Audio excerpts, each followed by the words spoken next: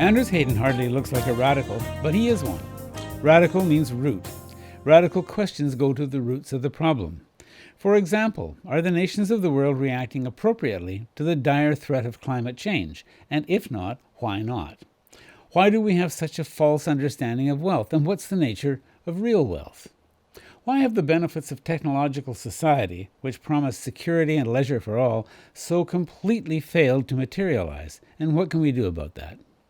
Andrews Hayden is the author of When Green Growth is Not Enough: Climate Change, Ecological Modernization, and Sufficiency. Your new research is on alternative ways of measuring progress. Is that?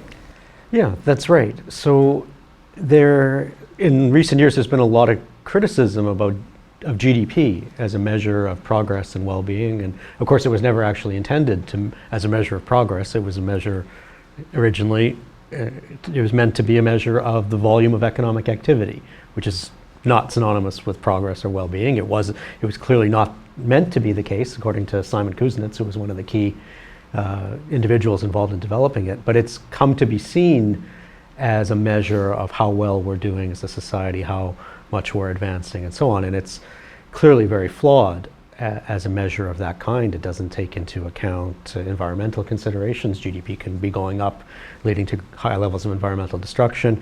It doesn't take into account inequality. So GDP in the United States has gone up quite dramatically since the early 70s. The median income hasn't gone up at all, and you see the impacts of that in the political debate today, the level of anger in the United States and the level of interest in people who are running against the establishment. But if you look at GDP alone, it looks like the country's getting better and better and better, with occasional recessions here and there, but on an upward trend. And so it's become clear that GDP is a flawed measure for a number of other reasons as well. So there have been a lot of different attempts to develop alternatives to GDP.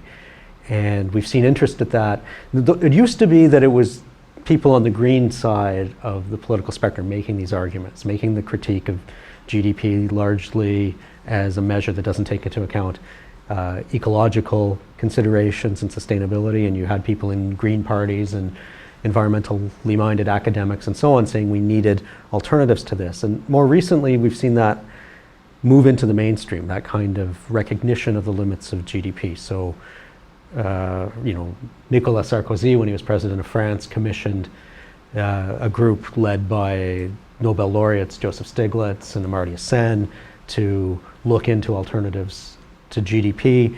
The OECD, or Organization for Economic Cooperation and Development, has been increasingly interested in alternative measurements, and it has its own Better Life Index.